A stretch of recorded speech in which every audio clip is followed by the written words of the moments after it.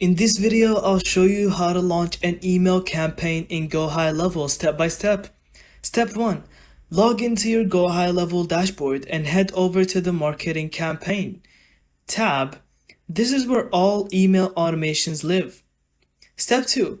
Create a new campaign.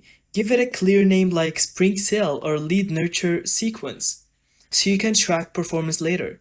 Step 3. Add your email content.